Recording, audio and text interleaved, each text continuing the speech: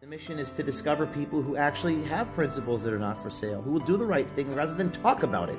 I'm sick and tired of people talking about it. I'm tired of seeing tens of thousands of people slide into my DMs and then complaining about how bad things are, and then they do nothing. I'm just tired of it. So, here I stand, I can do no other. If they're going to kill me, they're going to kill me.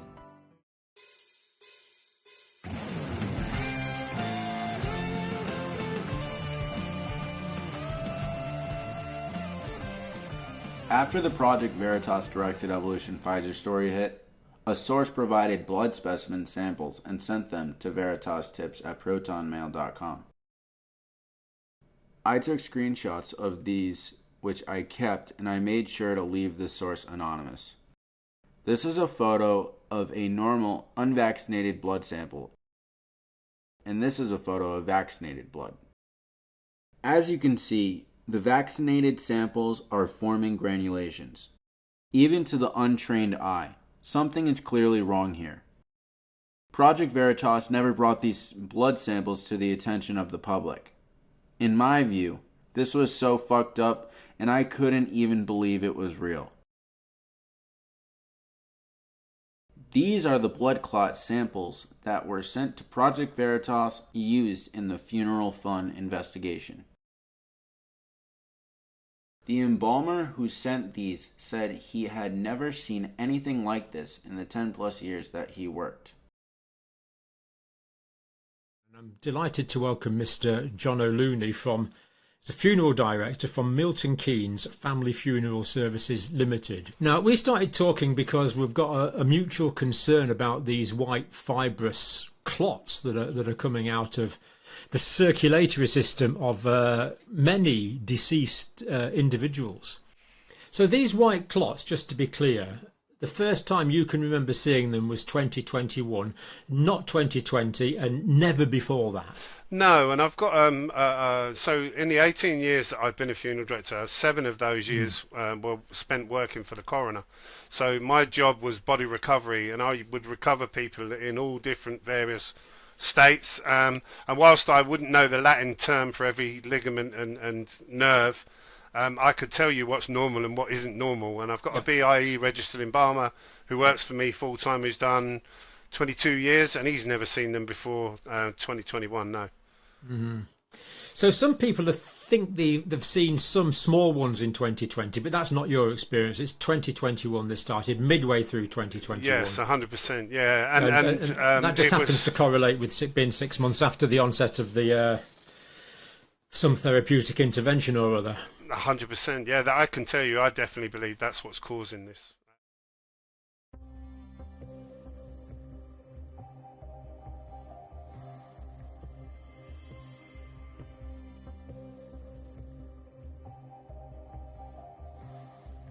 It was not long after I started working at Pfizer that it was being claimed in alternative media outlets that the compound luciferase was being used in the production of the vaccines. The next part of the delivery system is a luciferase enzyme. Okay, they named it, they patented it luciferase. Luciferase because it has bioluminescent qualities, which means it can produce a light or it has a light source. Luciferase is a fluorescent enzyme found in jellyfish and fireflies that produces bioluminescence. This enzyme was supposed to only be used in animal studies for the research of the detection of lipid nanoparticles, or LNPs. Listen, guys, now I'm really worried. This is where I got the shot, the second shot. Look at this. It's glowing. Was this from the vaccine? Who can be sure?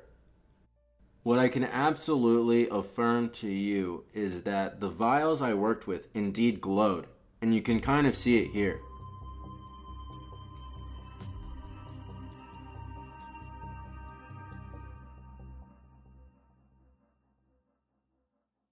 Hi everybody, my name is Melissa McAtee, also known as Melissa Strickler, the Pfizer whistleblower from Project Veritas.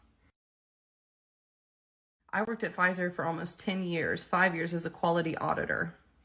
Here is my driver's license before I got married and changed my last name.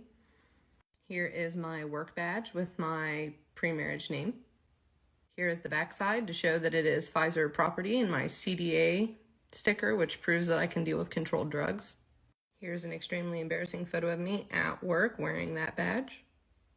Here is a product that has the same exact lid color, vial size, and is liquid.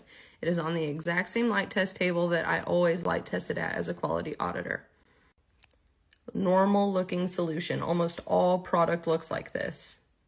And here is the hokey pokey that they are mandating to people.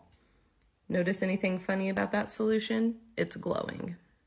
If you ignore the reflection of my glove here, you can see that this solution is almost totally clear with a very slight tint of yellow on the white side. Here's another one. And here's a really clear image to show you how clear it is. But oop, it goes over to the black side. Same table, same light, same surroundings, same vial. And it changes when it goes in front of the black background. It's glowing. What kind of a chemical could glow? What could make the product glow? Just from my, research and stuff, I've found that luciferase and graphene oxide can emit glowing.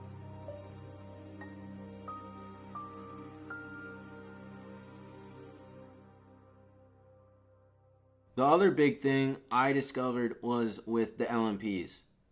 LMPs are supposed to open up and release the RNA, but we're going into the heart, reproductive organs, and other parts of the body.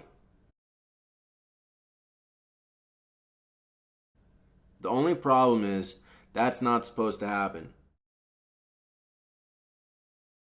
This was recognized and duly recorded by Pfizer themselves. I downloaded 400 pages of documents proving it. I am now only in possession of 2 pages concerning the LMPs, which showed the pharmacokinetic data of the biodistribution of where the LMPs were going. I brought this issue up to a director at Pfizer, Ramin Davari, and he instructed me that the documents and data were confidential and that I was not allowed to show anyone. The remaining 400 pages were left in the hands of the team at Project Veritas.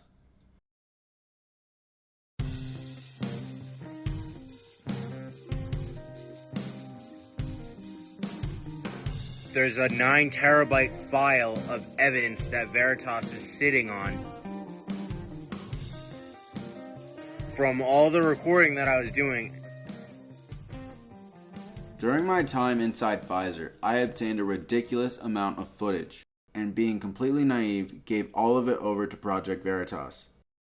Part of the footage that I obtained was from a meeting with Vice President of Biotherapeutics and Pharmaceutical Sciences, Nick Warren. The meeting was called FDA Advisory Committee for Pfizer's COVID vaccines for kids ages 5 to 11. In it, Nick Warren goes on to explain how the buffer system had a minor change during the approval process. Changing this could absolutely affect the stability and storage life of the vaccines.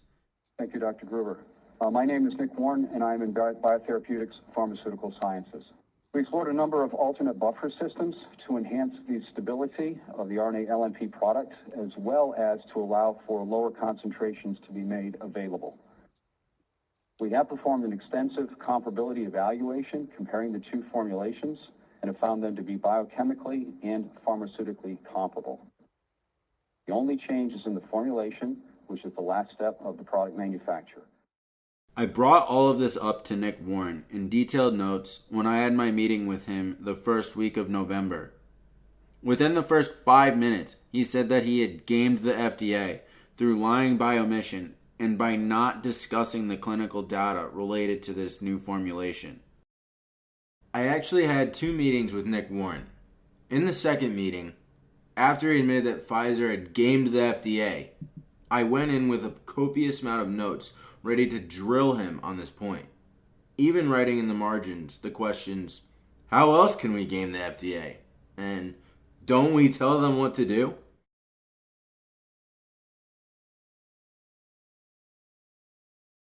This was bombshell. It was criminal. It was dangerous and insane. Something like this had to be released to the public. They had a right to know, and they had the right to know right now. To top it off, in early 2023, Steve Kirsch, entrepreneur, philanthropist, environmentalist, and founder of the COVID-19 Early Treatment Fund, wrote an article ripping Reuters for fact-checking a claim about a Pfizer whistleblower having provided vials of the vaccine through chain of custody to Dr. Carrie Madej. Who was the fact-checker of this story but Nick Warren himself? With the goal of recovering my original Pfizer story, I started inquiring the team members of PV as to what happened to the footage. The footage was originally on a server at Project Veritas and had been wiped off the server by leadership. On March 14th, I went to a bar down the road from PVHQ with senior producer Mike Villani and Jazz, real name Michael Juarez, who was the insider department head at PV. Did you guys see the content of, with the FDA guy? It was Nick Warren, the vice president, right? Where, he literally, he says, he gamed the system, right? Gamed the FDA, basically, lied by omission, right? That's what he said. And, dude, imagine if my insider story was released. Villani was the one who cut down all the chain of custody footage with Madej. He saw everything. Here, Villani admits that the footage is secure on a hard drive. Dude, of the chain of custody, right? I actually, dude, you know how annoying it is? Dude, can I ever see that one day? It's in, so I had to take it off the server. It's off the server? But it's on a drive. It's on a drive? So, Villani, quick question. You know how you said that you have that 9-hour footage of when I was an insider? I was curious if you could make a duplicate of that for me and give it to me. Yeah, so I don't have it right now. Obviously not right now, I'm at a bar, but even at the office I don't have it because after your story, we were concerned, so we backed it up on a drive that I don't have, and I don't even think anyone at the office has it, but that's where it lives, and there's not a copy on the server or nothing. Okay. Do you know who has the copy? It might be our outside counsel, John Lickman. Why do you want just I've never seen it. I've always wanted to see it. I want to show you. I just want to watch it with you because it's fucking awesome. And then I have to type this up really quick. We also have Nick Warren, VP of R&D at Pfizer, saying that they gave the system to the FDA. He admits they used a different formula in the children's vaccine that was the formula they did research and studies on, right? Yes. The next clip you'll hear is from the resignation call I made to the Project Veritas COO, Daniel Robert Strack. I asked him where the hard drive and the terabytes worth of documents and footage went. Bam. Hey, Dan, how's it going? Good, how are you? What's going on? I have one quick question for you. I had a conversation with Villani. Obviously, I know the whole situation with when I was a source insider. Yeah.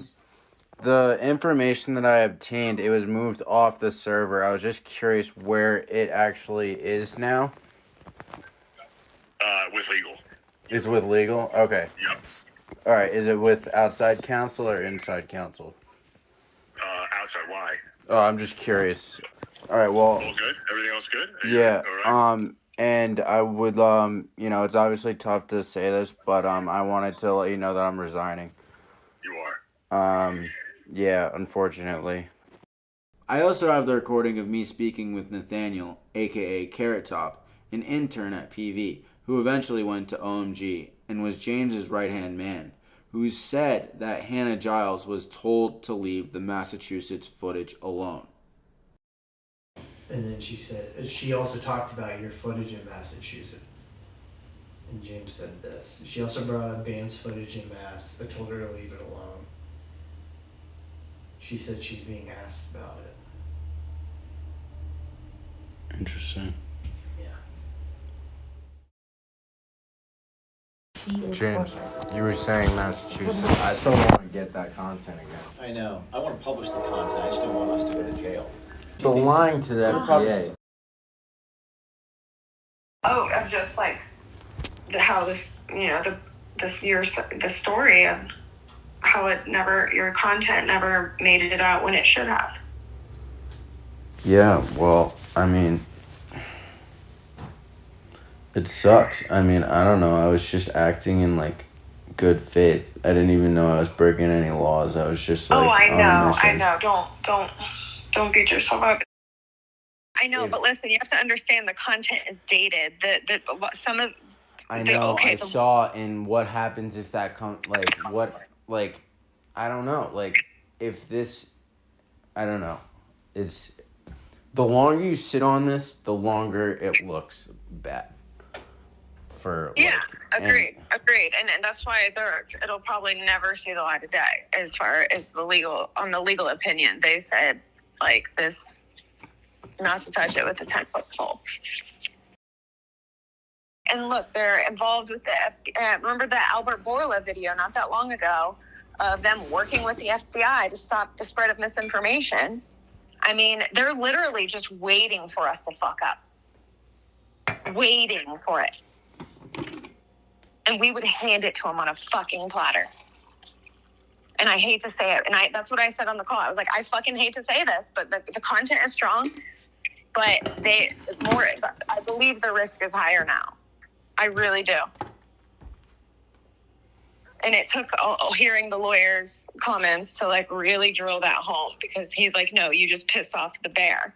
Like, they are waiting for this. They're waiting for something that they can cling to. And especially you work here.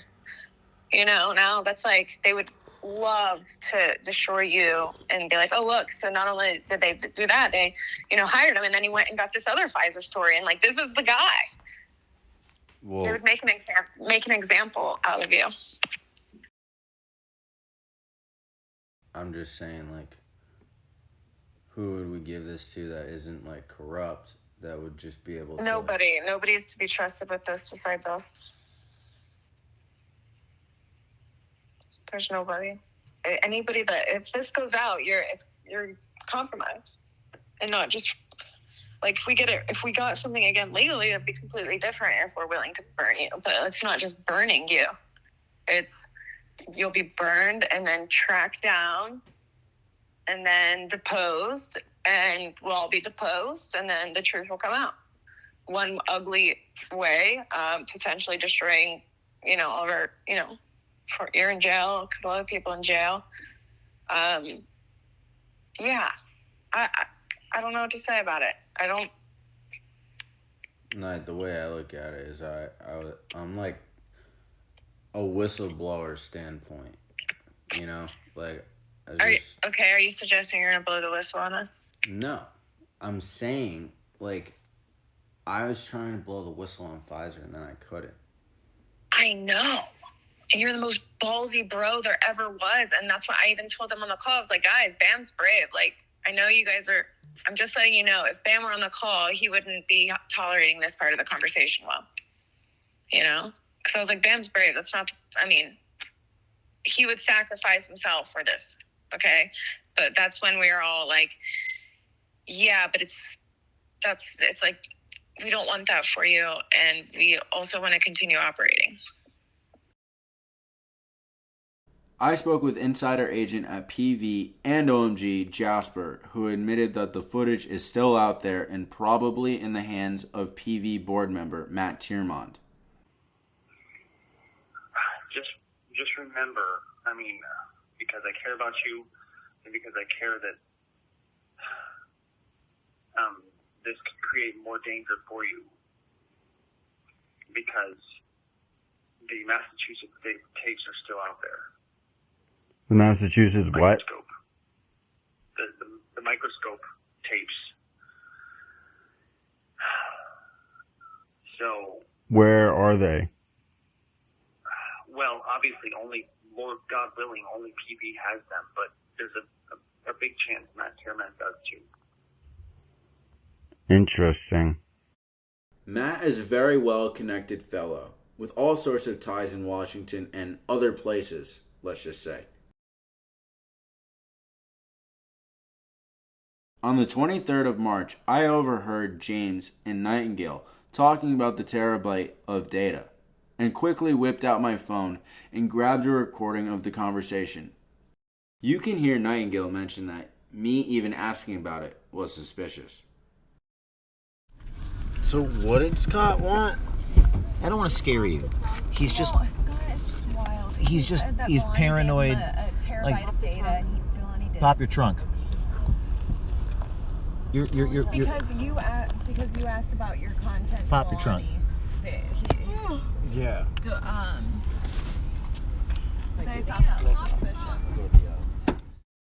Further confirmation that these files were on the server and removed was recorded in the Connecticut Sentinel. The newspaper stated that they had been provided communications between former Project Veritas head James O'Keefe and a PV board member from PV-owned devices and servers. In the exchange, an undisclosed person asks if there was anything important in the M, or microscope, expose.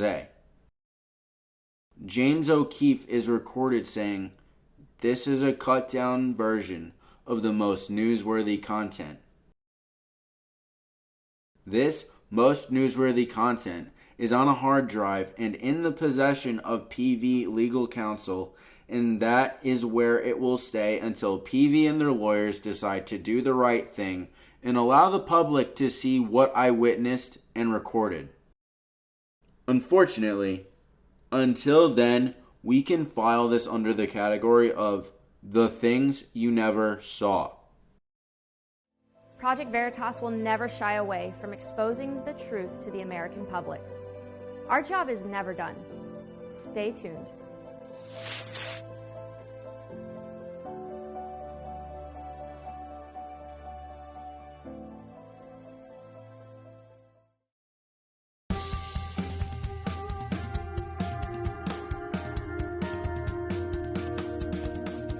In February of 2023, the board of directors at PV, mainly Matt Tierman and Joe Barton, signed a letter calling James out for such things as, I quote, becoming a power-drunk tyrant who pontificates on who we should be exposing. We, the staff at Project Veritas, are at a crossroads.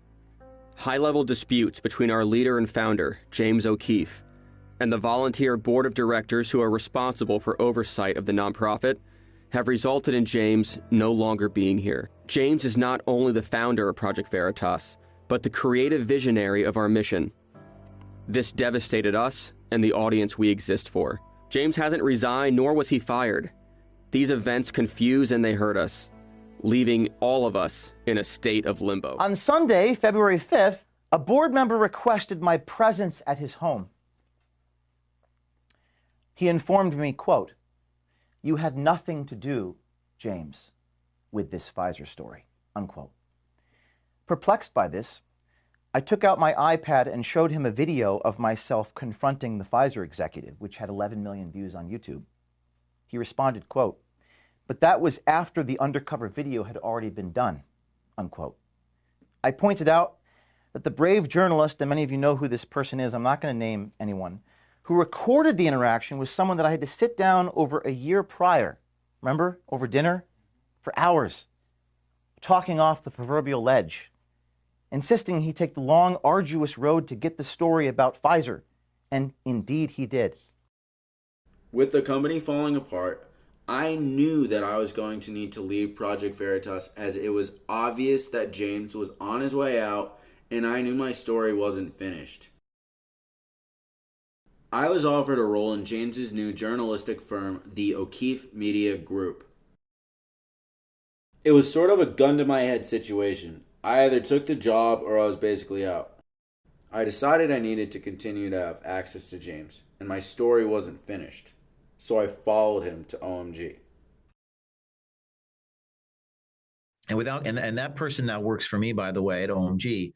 He's the one who recorded Walker. Brave, very proud of him and how far he's come. Doing this sort of work is not easy. I hope you all appreciate this. 100 days ago, James O'Keefe was experiencing board fights and all that. Everyone knows the story. It's all out there.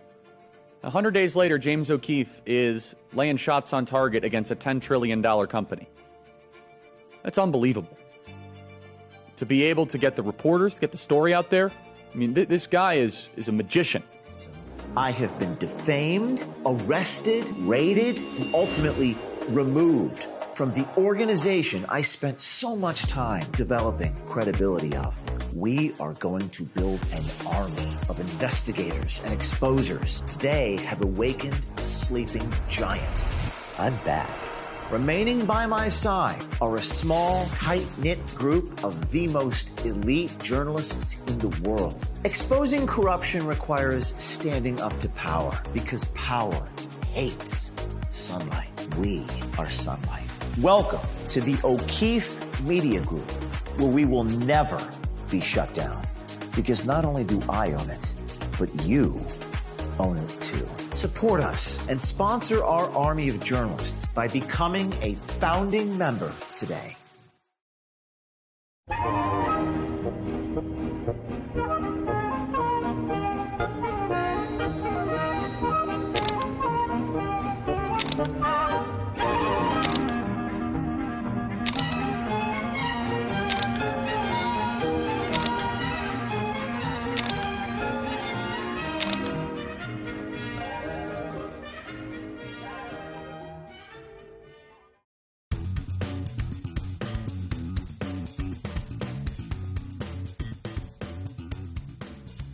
This video here is from October 6th, 2021. I had a meeting with my manager, Conwal Gill, a principal scientist working on the vaccine formulation at Pfizer. In this meeting, I asked her if it was okay to give people another experimental injection regarding the booster shots, or if it was a drive for money. So are we... But we are still... do we know that, just thinking, ethically, is it okay to, give people another experimental injection? Are we sure it's going to be safe and effective? Or are we just rolling these out because we want to roll them out for money?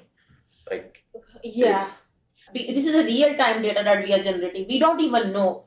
When we started vaccinating people, we had no idea how it's going to look like. Yeah. mRNA vaccines have been there for 50 years, but nothing made to clinical. Why? Because mRNA vaccines have been known to have side effects. Right. But Moderna has been working on it for 10 years. This is not the new thing, right? But why it did not reach trial was because of all these side effects. We, Pfizer and Moderna, used the emergency and the pandemic to kind of get through it now. Okay. But, we didn't, but even CDC noted we don't have data. So it could never get FDA approved until we had this emergency, right? We had to try something new. So, but why didn't we try a vaccine formulation that has been effective in the past, with egg yolk or something that they use with flu, right? I don't know. Yeah, so we here did not do it because we already have collaboration with BioNTech on flu before actually COVID happened. So mRNA, so what a story behind we starting on this, because BioNTech guy, Sahin, the BioNTech CEO, he called Catherine Jensen. Sahin? Yeah, he called Catherine Jensen and he's like, hey, I have this technology, but I don't have resources to make it big. So Catherine was like, well, we had a collaboration in place before for flu. So we wanted to give it a shot. It is a new mRNA thing. Nobody knew anything about it. We never had this. Everything is just fresh from last year. Learning on the fly. So it was on a fly. Pandemic, just roll it out. There was no time to think. It was a time to act. Who Conwal was mentioning in this clip is Catherine Jensen. the former head of vaccine research and development at Pfizer. I'm Katherine Jansen. I develop vaccines which help millions of people around the world to be protected from nasty and deadly infections. Currently, I'm developing a vaccine candidate to help prevent COVID-19. In an interview in 2020, Katherine confirmed what Qlobal was saying, where she fully admitted that Pfizer was flying the plane as they were building it. This is a huge admission as to the nature of the so-called science that was happening behind the scenes. The most chilling thing for me was when we walked our dog and we go by the hospital complexes and you see one refrigerated truck after the other appearing in the parking lots in front of the hospitals. The refrigerator truck morgues. Morgues, right. It was just chilling, absolutely chilling. That was absolutely fueling the desire to come up with the vaccine no matter what it takes. This was kind of personal. It became very personal. I saw this as an enemy. The virus. The virus. I took this very personally. I wanted to fight it, beat it, fight it down. It was, nothing else mattered. I also have the transcript of audio that I obtained on October 28th, 2021, from the former head of pediatric formulations, Qlobal Change, reiterating what Katherine and Qlobal were saying, claiming once again that they were building the plane as they were starting to fly it. Qlobal then goes on to say that the vaccine was not so effective and says that the mRNA and LNPs are very sneaky. Only Johnson & Johnson side effect came out quickly, like there was a clot that was happening with Johnson & Johnson's. Right. But other than that, mRNA and LNP are very sneaky, I think. We are not still seeing a lot of like huge complications. She goes on to highlight how the clinical trials completely skipped normal clinical trials and went straight up, all at once, to phase 3. There are 3 types of trials, right? Phase 1, phase 2, phase 3. We just went straight up, right? Yeah.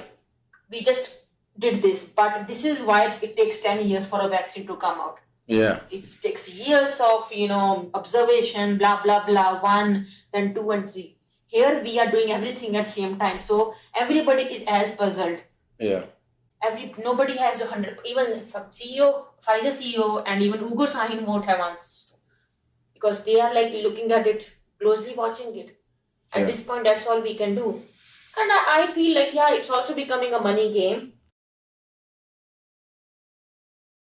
This is where it started. So problem is distribution of vaccines to those populations, to those countries. By the time it reaches there, this vaccine is now not yet useful. I'll ask you this one. Why are we worried about booster shots over here if we're going to, shouldn't we be giving them?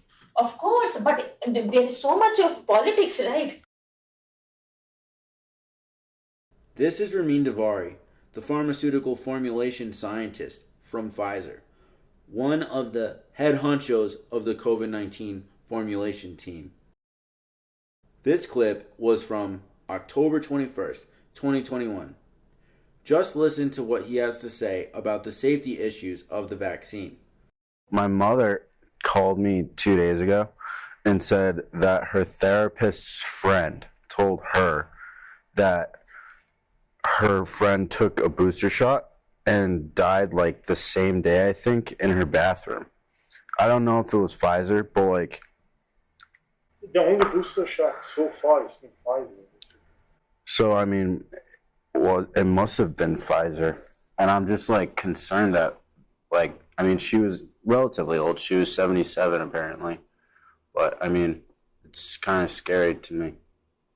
Well, that's the thing. People die every day.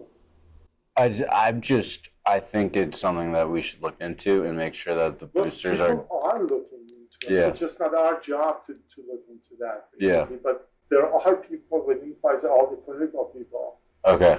And the safety people. Right. There are people who are not only looking at that, actually there are reports that come to Pfizer, zillions of them every day. Zillions. Oh, yeah. Do you think Pfizer gets mad when they don't mandate it? From a business perspective? Yeah. It's just like saying, you think the chips companies, they're going to get mad if somebody says chips is not good for you? Of course. Probably. Yeah. But I mean, they don't care if people just eat chips all day and die. Because their job is to sell chips. Engineering it the way that I take. No, it's not even selling it. It's for me to take it, basically, right? Because otherwise I won't buy it. Right. Yeah. So you forget about those parts of business, basically. So yeah, they're engineering it specifically for me to take the next one. Right. So increasing my consumption and increasing my consumption, guess what? It's going to affect my heart, and I'm going to die. Yeah. And nobody's talking about that. Yeah, I know. That's why I don't eat chips. They're giving out free chips over there. Yeah. And I don't eat them because I'm like, I don't want that. And that's Give me a free salad. Once you say no to it, it's very easy. All of these admissions were from higher-ups and people directly involved with the production of the vaccine. While the public was being told that the vaccine was safe and effective, behind the scenes, Pfizer was gaming the FDA and convincing everybody to board a plane that they were building in mid-flight.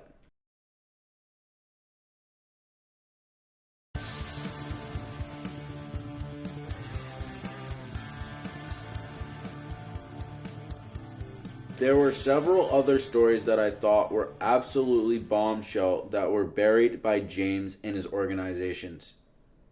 Two big ones that I will highlight here are Kim Witzak and Raymond Bechard. Number 1. This is Accidental Advocate, Kim Witzak.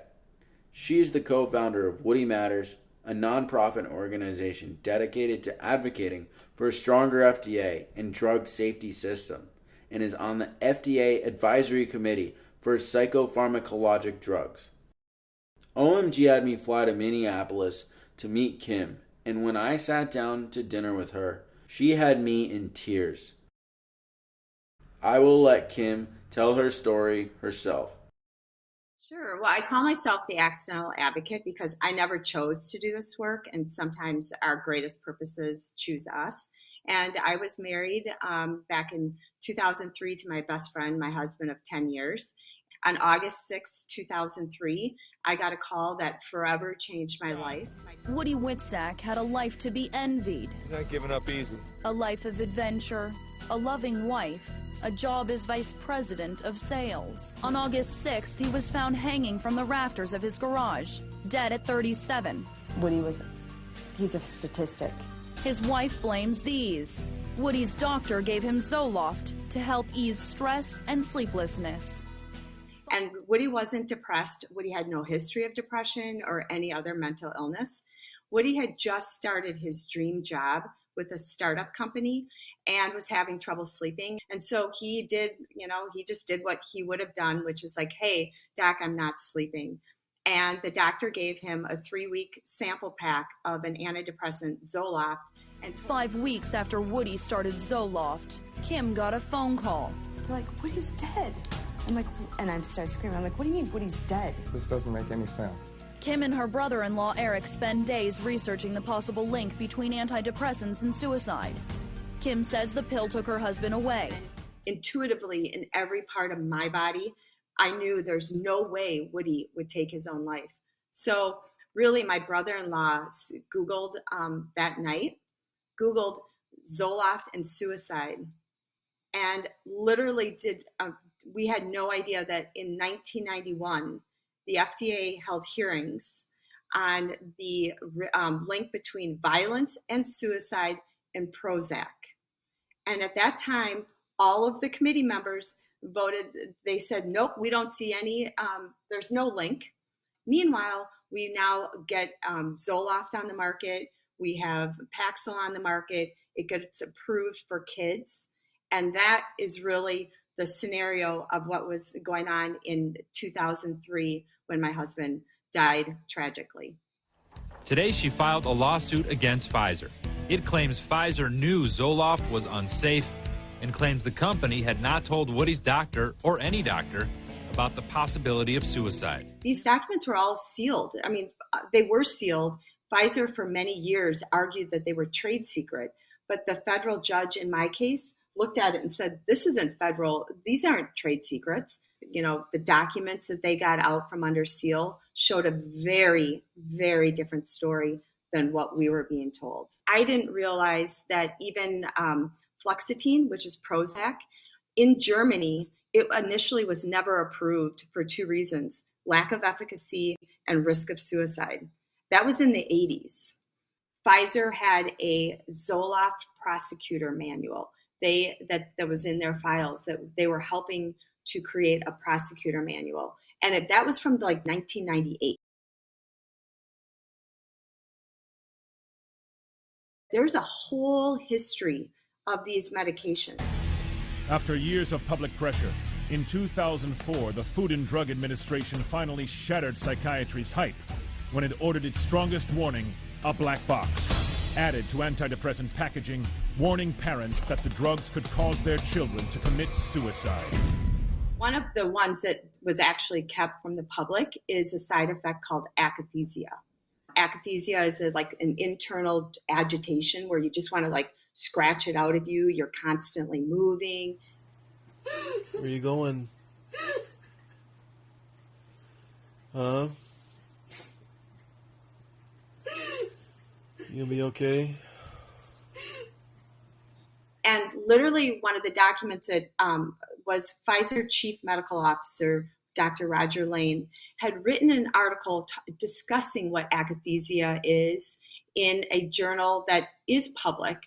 But what wasn't public was the memo that he sent to his sales staff that said the attached journal article may not be suitable for general practitioners. And in that journal article, he said, if a person experiences akathisia, which is that internal like restlessness, quote unquote, his words, death may be a welcome result, because you just want it to end. And so they kept that from GPs. And so this is what I'm saying, like when you saw all this in black and white on their letterhead, this is, and my husband's dead, and you guys knew this? Like, I don't understand. When I met with Kim in Minneapolis for OMG, she explained to me that she was removed from the FDA Safety Committee vote on the smoking cessation drug Chantix. She was sounding the alarm on the FDA allowing the black box warning to be removed from the drug in 2016. This is the first time that this has happened with any drug ever. Her being removed from the vote was unprecedented for drug safety. This was the video that she showed to the FDA Advisory Committee.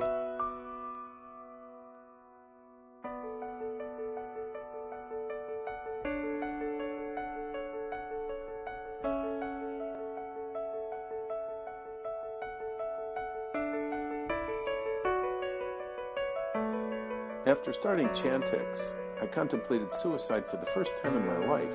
I woke my boyfriend up in the middle of the night and started physically beating him. It was like I had no control. I eventually had to be sent to a crisis center. 2 weeks later, my dad was dead from a self-inflicted gunshot.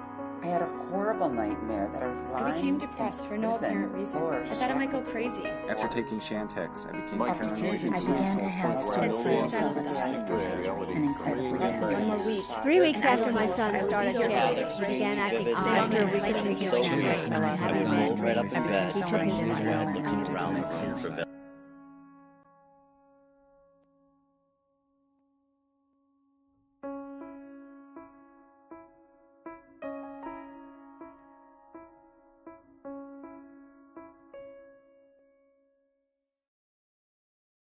Next up, we have Raymond Bichard. Human trafficking. You might think it's the type of crime that happens somewhere else, but in fact, it's closer to home than you think. In his book, The Berlin Turnpike, a multitude of dangers facing young people, adults, and families are exposed. Raymond Bichard is an author, speaker, and human rights watchdog and joins me now. Welcome to Connecticut Style. It's great to have you here. Thank you, and thank you for having the courage to cover this topic. In 2012, Raymond started the online campaign Force Facebook to block all child pornography, which garnered 1.5 million followers and 400,000 signatures. His efforts paid off, with Facebook finally implementing practices addressing the problem. Now, for over 20 years, I've investigated human trafficking across the globe. And in that time, we found an enormous amount of child abuse images on Facebook. Now think of it, for the first time in history, pedophiles didn't need to hide what they were doing.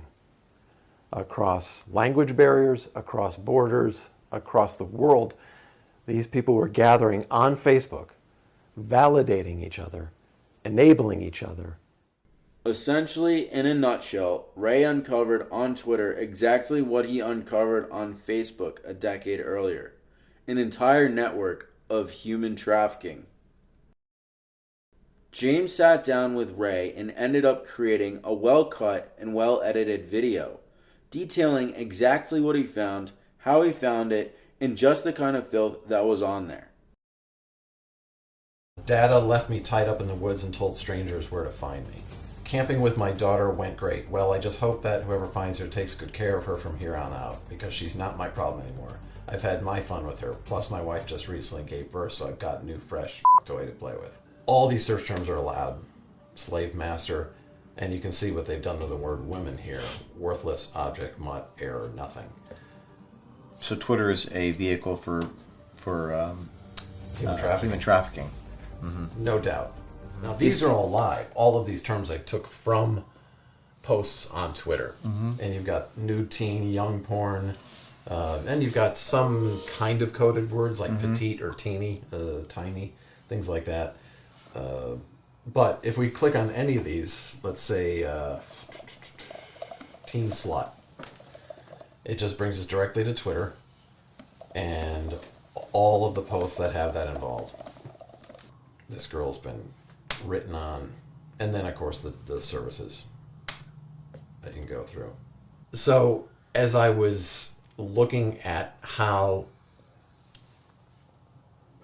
human trafficking and child pornography came off of Craigslist, came off of Backpage, where did it go? Even to me, it was too obvious that it might have gone to one of the major social media websites. So as I started looking for where these search terms were allowed, because they're not allowed, even in Google, they're not allowed in any of the meta companies, I looked at Twitter and they just started coming up. And then I started to say, okay, is anyone else doing anybody? So what's their policy? And their policy's pretty open. Pretty open. Or they're not following it. Do you think Elon Musk is aware of this? I don't know. I don't know how he couldn't be. It's got to be. It's such a. It's so huge on Twitter. It's such a huge part of the Twitter population. Is Twitter breaking any of their own policies by allowing this to take place? Yeah, I've looked at their policies. Well, one of the ones is just the non-consensual one. But if you look at their stated policies and then look at their content, they're breaking it all over the place. They're literally ignoring all of their cybersecurity policies. Absolutely ignoring it. Mm-hmm. And this was happening before Elon Musk purchased the company. Mm-hmm. And I'm not the only one to say this. There's law enforcement saying it. There's other journalists saying it. Unfortunately, you never saw this footage. James responded to us as to why he didn't release the story. Conducted interview, no smoking gun of any substance. Privacy search function can restrict porn on devices if you set it on. He was showing when it was off. His story was, porn shouldn't be on Twitter. It was a bullshit response. It was actually a huge story. There was a network of filth operating openly on Twitter, breaking their own terms of service, and happening despite who owned the company. So according to James, it was a bombshell story that Jordan Tristan Walker admitted, with no evidence whatsoever, that Pfizer was mutating COVID. And yet, here was an entire network of what anyone with two eyes can see is child endangerment and trafficking, and his response was, no smoking gun. You gotta be kidding me. Ultimately, I come from Pfizer, and then I come from alternative media, and not all alternative media is bad, but where, the mainstream alternative media with James ultimately comes across as, truth, and then they just sprinkle in a ton of lies. Oh, Not yeah, a ton of it's, truth, it's controlled opposition, yeah. Absolutely.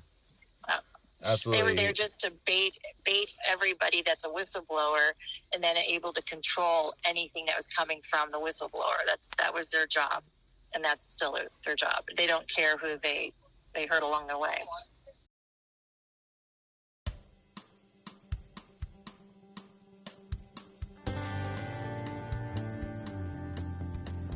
Do you have any people being paid by the CIA who are contributing to a major circulation American journal?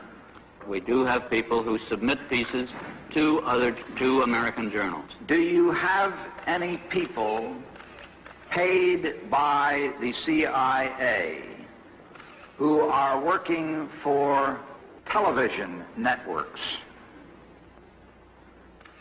This, I think, gets into the kind of getting into the details, Mr. Chairman, that I'd like to get into in executive session. Do you have any people being paid by the CIA who are contributing to the national news services, AP and UPI? Well, again, I think we're getting into the kind of detail, Mr. Chairman, that I'd prefer to handle in executive session. With all my experience in working at both PV and OMG, I knew that James always had the final say on what stories would be released. And looking back, I realized that every story that PV and OMG released were all low-baller stories. Low-hanging fruit, if you will. Jordan Walker was just a director-level employee working at Pfizer. He wasn't the CEO. He wasn't an executive like James would claim. Do you know who was an executive? Nick Warren. David Casamento was just some school superintendent. His stature pales in comparison to the stuff we were revealing in the microscope expose. While PV buried the story on Nick Warren gaming the FDA, they highlighted Jordan Walker and mutating viruses that don't exist. A big fat cow of a story that James continues to milk today. We go to this restaurant, and again, very quick story, and then I'll make a major announcement. We go to this restaurant in Brooklyn, New York, in the Dumbo section of Brooklyn, and I walk in to say hello to this guy. Hey there. Is this seat taken? What? Hi.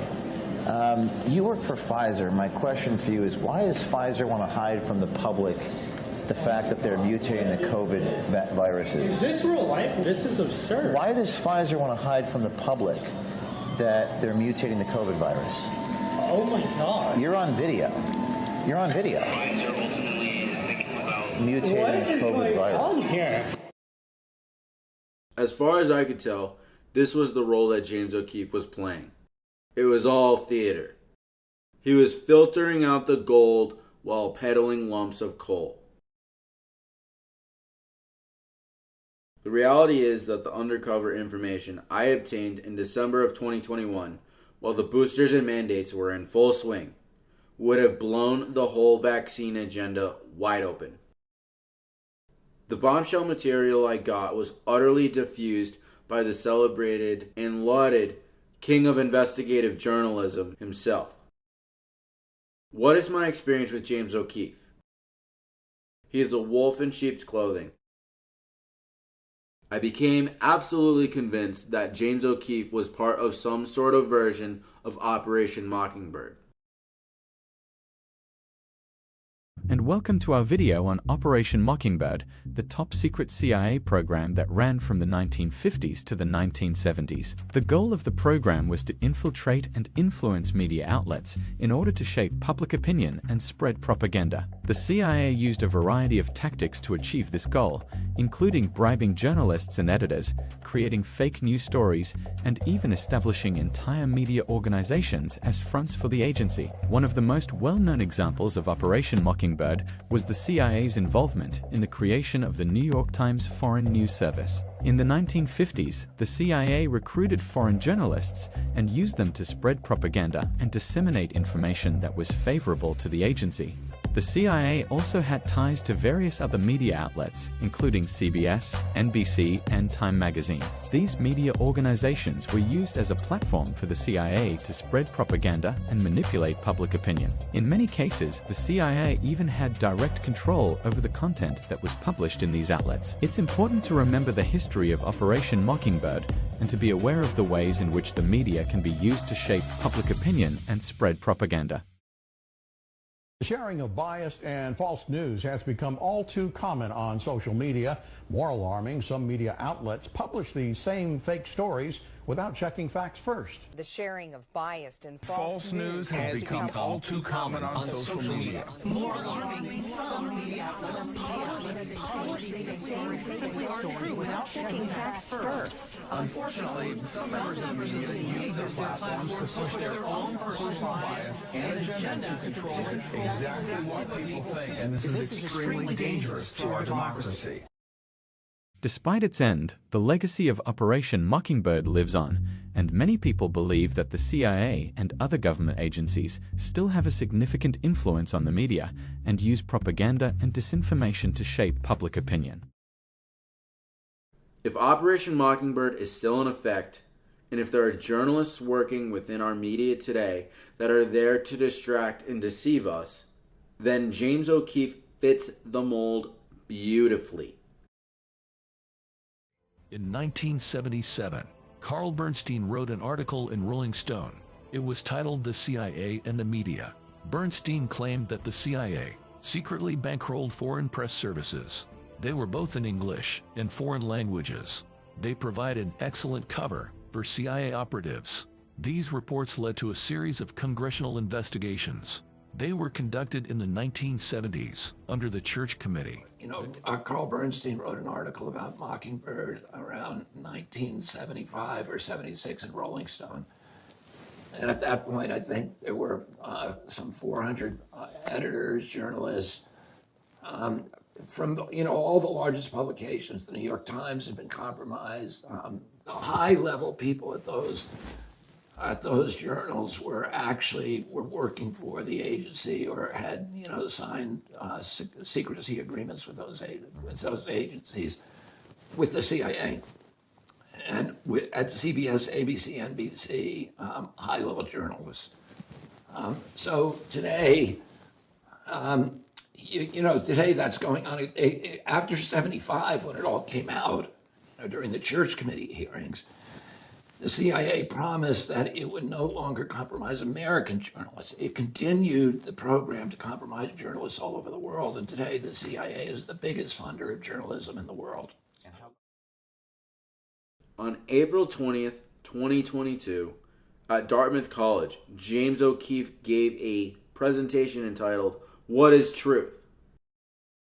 During the Q&A, James was directly asked if he thought that there was some version of Operation Mockingbird still going on today.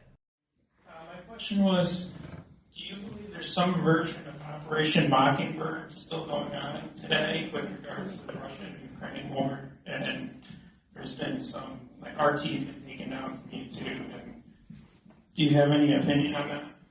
No.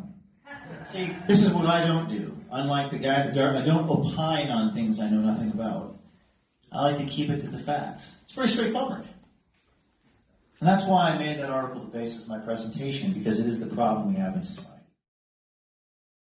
James claimed to know nothing about Operation Mockingbird and refused to even speak one word about 9/11.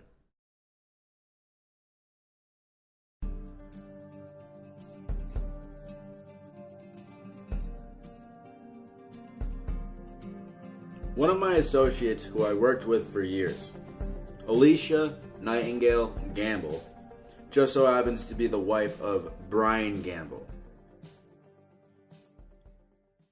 Brian, according to his own words, is a U.S. Navy veteran and pioneer of digital warfare doctrine. Brian used to work as a CIO at Veolia Water Technologies, which has direct ties to the World Economic Forum. Brian was also the CIO of the America Project, an organization founded by General Mike Flynn and Patrick Byrne. General Flynn is a lieutenant general and was national security advisor to Trump during his 2016 presidential campaign. Patrick Byrne was the owner of Overstock.com and before 2020 was one of Utah's largest donors to both the Republican and Democratic parties. The America Project's mission is to empower the American people to preserve our constitutional republic and defeat tyranny. After working here, Brian then became the CIO of the O'Keefe Media Group from March 2023 to August of that year. Alicia and Brian Gamble both helped push the QAnon narrative heavily during the elections.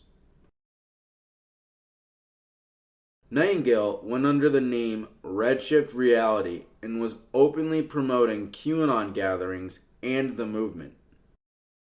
Okay, everybody, say hello to Alicia Gamble. We've got her on today. She's coming out of Florida. Alicia, how's it going? And can you introduce a bit of about yourself to my audience? Yeah, for sure. My name's Alicia. I like to organize our Great Awakening Q rallies. I organize the event in DC, and then we have an upcoming event in Tampa I wanted to talk about. It's Magic Q Ball. Even going as far as selling magic cue balls. I to kind of offset our losses, I came up with a novelty gift to sell at our shows called the Q Ball, the Magic Q Ball. Brian Gamble was also the creator of the Red Pill Roadshow, with Nightingale speaking at these events. And my special guest today is Brian Gamble, the founder of Red Pill Roadshow. Brian, what's up, man? Thank you very much, brother, for your time. That's what we are, a free speech event. And despite what the media says, I think by now people probably think I am Q. Who knows? But despite what the media says, it's all we are. That's all we ever have been, is a free speech event and a free speech platform for those that have been silenced by the deep state and big tech. During the so-called riots at the Capitol on January 6th, Brian Gamble happened to be suited up in riot gear, standing near a man who was clearly instigating the crowd. Voted, and what have they done? They stole it. We want our fucking country back. And they did. Go!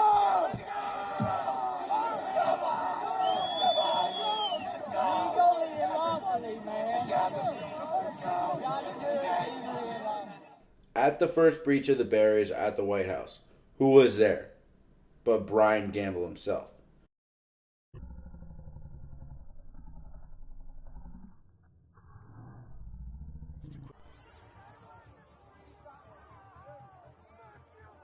Directly into the police line.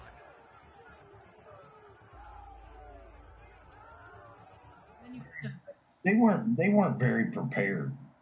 No. I mean, not that I was like coming to rush the building, but just having a little bit of security knowledge.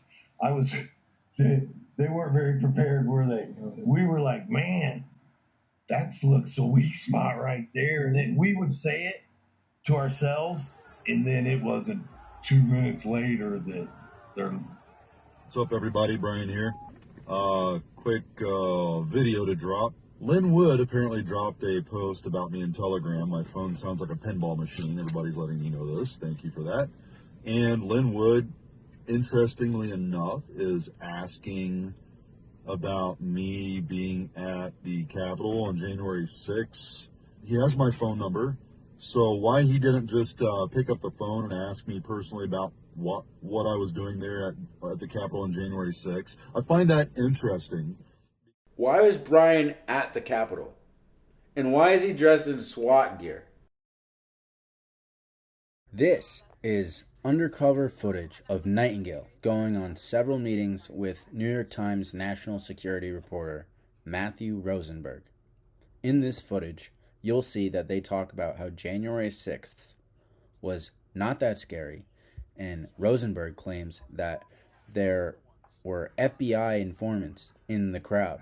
Project Veritas went out and honey-trapped the guy, apparently. Videotaped Matthew Rosenberg talking in private. Now, we have mixed feelings about those kind of tactics, but it's kind of fascinating what Matthew Rosenberg says when he doesn't think people are listening. Like, you could tell him how much fun we had on January 6th. Oh, that's great. Are you allowed to have that much fun on January 6th? Aren't you supposed to be mourning? I know. So if you're traumatized. But, like, I mean, all these colleagues who were in the building, a little younger, who's like, oh my God, it's so scary. I'm like, oh, we're the ones, not Fox, not Breitbart, who actually went and uncovered the fact that, like, there were a ton of FBI informants on the people who attacked the Capitol. Oh, they uncovered that there were, quote, a ton of FBI informants in the crowd on January 6th? I don't remember reading that in the New York Times. So while Brian Gamble was at the first breach point at the Capitol riots on January 6th, his wife was undercover getting footage claiming that there were FBI informants in the crowd. Once again, you've got to be kidding me.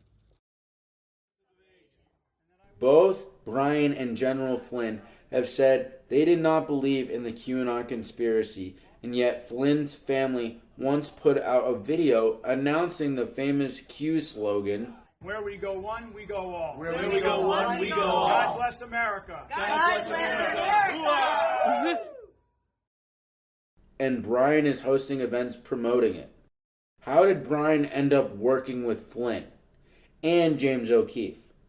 Let's just say that Brian rubs elbows with some high-level people in the military, government, and media.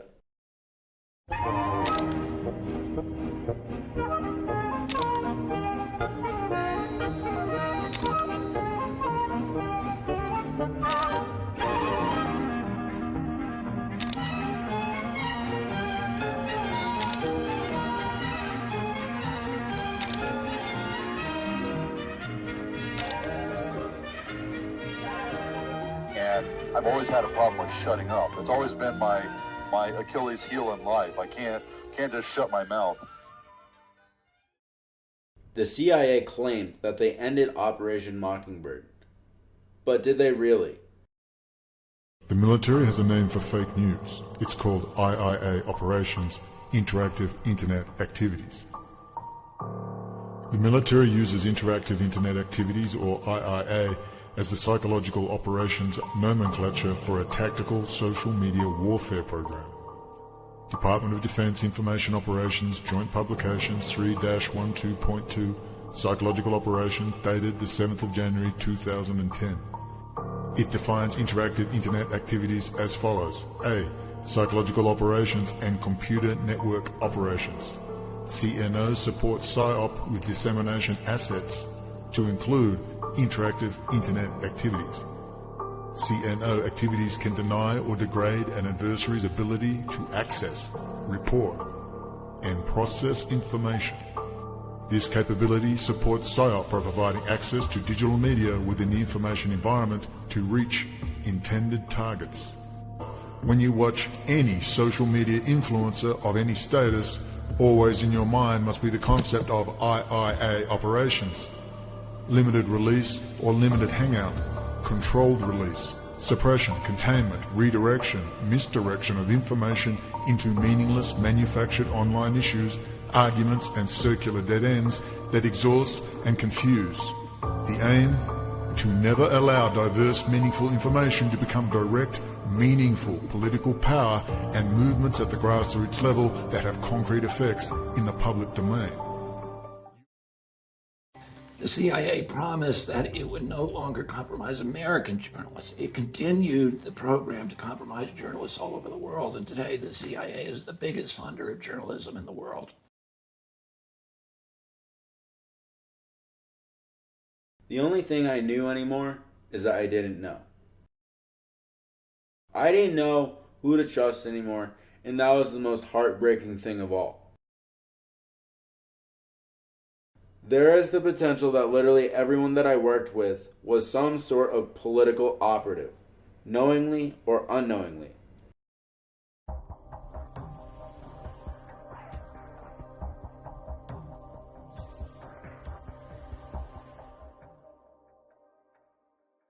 hardest part for me was that I was surrounded by colleagues, confidants, people that I hung out with, had drinks with, had laughs with, and now everyone surrounding me in my life became suspect. Who is compromised? Who is working for who? Who is being played and used? Who is a useful idiot, just like I was, and who is an agent working undercover for some darker agenda? Let's just say, as the smoke cleared from the lies of virology, a dark cloud over my innocence grew.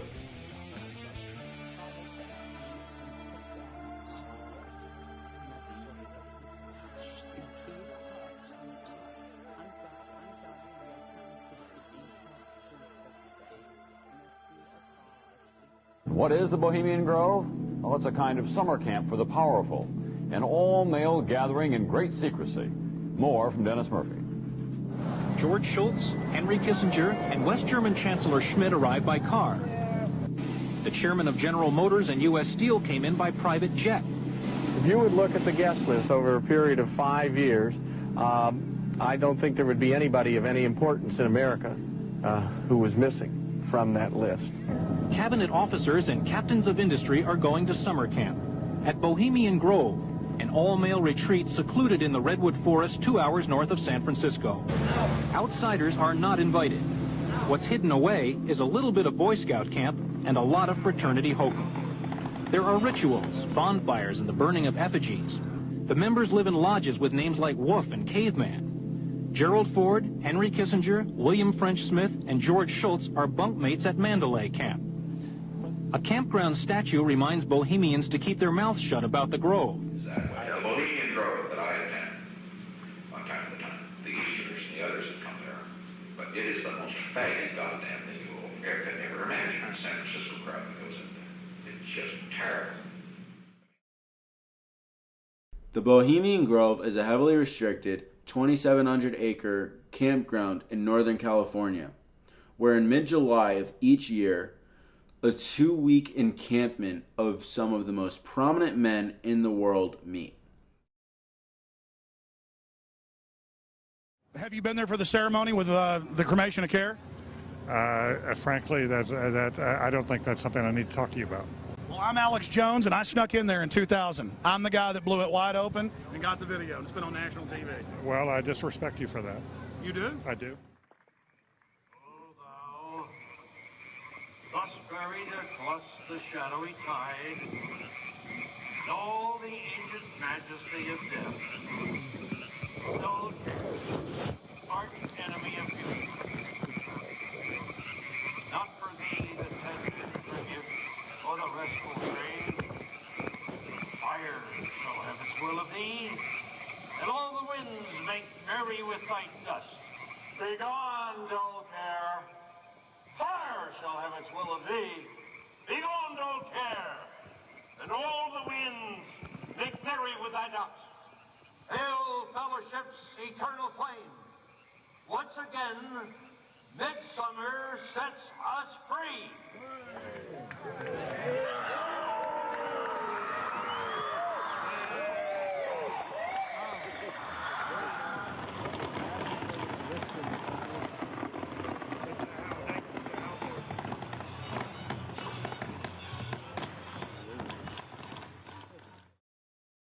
In June and July, insider agents Clarice Schillinger, Shane Smith, and Julie Trammell had left OMG as they were all having issues with James. Before she left, Julie Trammell had brought up to me that she had found evidence that James was being invited to the Bohemian Grove. James told the team that he was, "Guys, I will be unavailable, unable to even look at my phone from July 20th to the 27th. While I am gone, I expect this team post every day on my Twitter account, have videos ready to go each and every day while I'm gone. We cannot just go 10 days dead silent." The very time James was going off grid was the exact week of the encampment at the Grove. Knowing that James was alleged to be headed to California for the secret gathering at the Grove, prior to his trip, I set out to corroborate my story completely as best as I could. On August 1st, I obtained a photo of James O'Keefe's tent slip next to his book, American Muckraker, when I was at his house in North Vale, New Jersey. Carrot Top hooked me up by throwing the tent slip directly in my direction while I was working, and I proceeded to take a picture of it when I went to go to the bathroom. Finally, on August 23rd, James O'Keefe came clean to me and called me saying, I went to this Bohemian club and it's upset people. So I just wanted to hear from you and kind of take your temperature and see how you're feeling, see how you're doing, like what's going through your mind. James, how did you even get invited there? And it's the most powerful secret society in the world. I feel like my own team is eliciting me and challenging me and questioning me. And I think I was just a guest. I didn't see anything wrong there. Some of our people that I've known for many years were there. If I saw something, I would tell you, but I think there's a lot of conspiracy theories and stuff, and I didn't see anything. I didn't see anything that crossed the line or anything like that. Some strange things, but nothing like what's portrayed by Alex Jones or anyone else, as far as I can see. And there's a lot of people that support us that are involved in that. Some people on this team are really challenging me in a fundamental way, and it's really more than I can take right now. So I just need to know, are you with me? Are you, and just tell me the truth. Truthfully, James, I can't say yes to that because of everything that we've been through from Pfizer Whistleblower to now. I can't feel like my own team is investigating me. You have to trust me. It sounds like you're not. I called James back that day, and I wanted to bring up to him more about Pfizer and my story being buried, and how this was truly a crime against humanity. You want to continue our conversation? Sure thing. James, you advised it, and it wasn't even my decision to go about it this way. It was a manipulative tactic. I thought about the tape again after the February. I thought about revisiting it, but a lot of people said it's a few years old. It's a little old. It's probably not advisable to do it. Our attorney advised us not to look at that footage. And I think it's important that we listen to our attorneys who are trying to help us and keep us out of trouble. There are certain lines that we just can't cross. Certain lines that I can't cross. I wouldn't advise that you cross.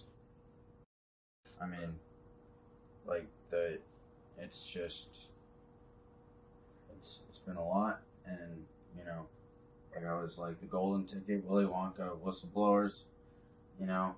Literally, codename Microscope. I literally showed people the nanotechnology in this shot, James, the bioweapon behind it. Why don't you go up? Why don't we do an interview together on how fucked up the whole thing was? Because you just said that I'm trying to extort you, and you've crossed. You can't. It's crazy. It's crazy. I've been through a lot in the sense that, I come from being the Pfizer whistleblower, right? I wanted to blow the whistle on this bioweapon, and you shut me up. Right. You shut me up. Who shut you up? You did. Who shut you up? I was silenced by you, sir. Regarding Pfizer, how I was a source. Remember how I came to you? Wanted to blow the whistle on the whole thing. What would cause all of the people, all of your former colleagues, to caution you to release that? Why would they caution you to release that? Probably because they don't want the truth to get out. because of all the powerful information behind it all. It's way too powerful. Such as the Vice President, Nick Warren, saying he gamed the system, gamed the FDA, telling us not public information. Millions of people died, James, from this shot. The moral, ethical thing to do is bypass these things on paper, written laws, that don't actually matter. God's law is what matters, sir.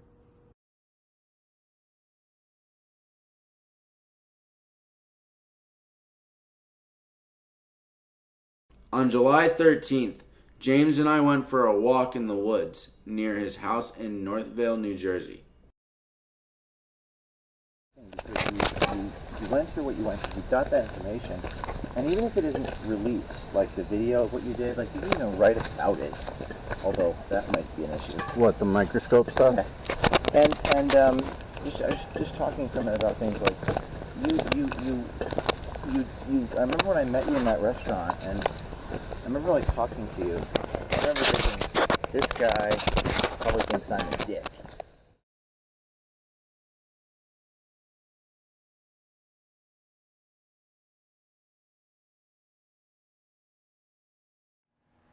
Gathering and disclosing matters of important information some person or group wants to keep secret.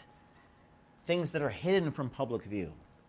And the New York Times said 125 years ago that journalists must operate without being afraid and without being partial. To operate without fear or favor. Have you ever heard? It's on the top of the New York Times masthead. That was in 1896, Professor. Recently, the New York Times editor said, a journalist has to have it in his heart to make society better. Also, to tell the truth, shame the devil. Journalism was defined by one guy, Walter Lippmann, one of the deans of journalism. He said a job of a journalist is to tell the truth and shame the devil. I mean, even he brought spirituality into this battle. This is a fight of good versus evil, as much as it is about truth versus fiction, left versus right. It's good versus bad. So in that ways, yeah, it can be a spiritual war what you're fighting.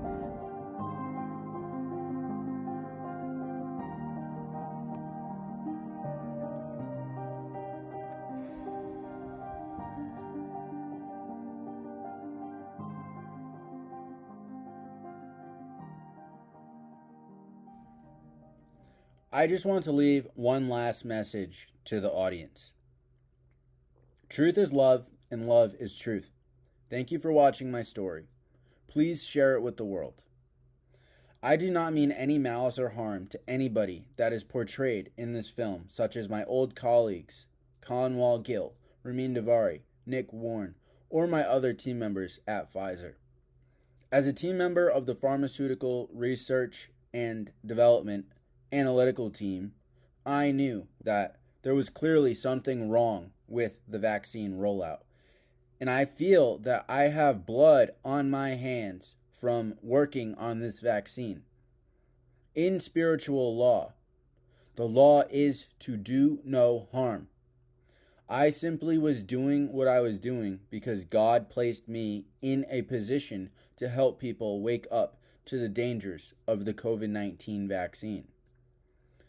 To the vaccine injured and to those who have lost loved ones to these horrible bioweapons, I am beyond sorry that I faced this mountain of a challenge and that this story is only coming to fruition now. I am a Pfizer whistleblower who was silenced and in the process have uncovered virology to be entirely fraudulent, if not just based on Christine Massey's FOI requests alone. From my own experience as both a highly skilled and meticulous scientist and journalist, I can come to no other conclusion other than that the entirety of virology is a pseudoscience. As a Pfizer whistleblower, I assert the improvability of viruses as one of my foundational arguments. This means that not only is this COVID-19 injection neither safe nor effective, but that all vaccines and mostly all of allopathic medicine as a whole is one giant fraud. I do not mean any malice or harm to anybody that I worked with to corroborate my story while working at Project Veritas or O'Keefe Media Group. I did what I did because there was a grave injustice done to me, and as this injustice was done to me, ultimately, it was done to the world. The story that I had obtained back in 2021 when boosters and mandates and childhood vaccine approvals were running rampant, this story could have helped increase vaccine hesitancy on a massive scale. As a whistleblower, PV's fraudulent behavior of burying information that was rightfully public knowledge is wrong, plain and simple. What I have done is protected in spiritual law. God is watching me, and he knows that this has been a weight of the world, a psychological terror that I can no longer bear, and I have to share this with the world. In writing, God's law is protected by the Whistleblower Protection Act, False Claims Act, Title 31, USC 3729, where my testimony will be used in support of an investigation to the vaccine safety and efficacy of the COVID-19 vaccines, as well as Article 4, the Supreme Law, Clause 2, Supremacy Clause of the Constitution. Regardless of the existence of these protections, we as men and women have a responsibility to do what is right, regardless of the outcome. As James O'Keefe said himself, this is a fight of good versus evil as much as it is about truth versus fiction. It's good versus bad. And as Littman said, the role of a journalist is to shame the devil himself. Well, this is me shaming the devil. This is not about right versus left. This is not divide and conquer. This is about right versus wrong. And I choose God. I choose good. I choose Team Humanity. Raymond Burchard once told me, when you pass on a story like this, you become the story itself. Thank you for watching my story, and may God bless each and every one of you. Justin Leslie, signing off. You're throwing everything you have at me. Cheap shots, low blows, will you ever let it go? You're so pathetic, give it a rest. You're not gonna win, you're never gonna. You love the sound of your own voice and the crown of death upon your head. Oh, come on, you and all your royalty, only as an infamy. You're going to take my fist.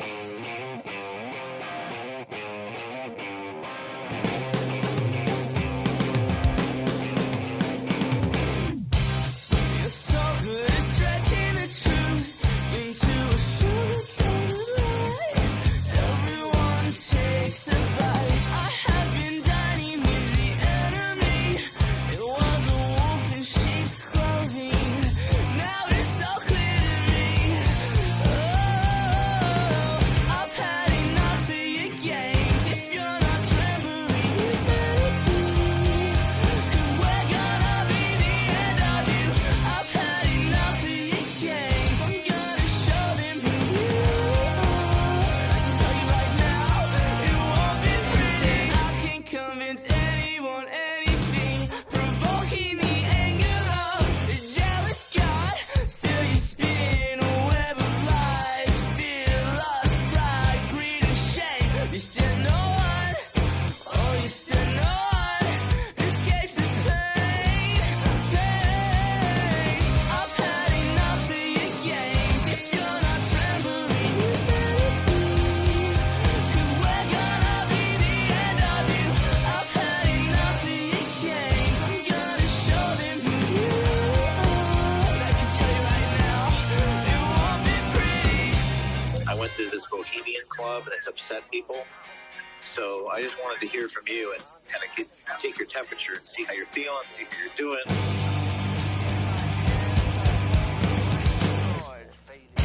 I'm a coward, not a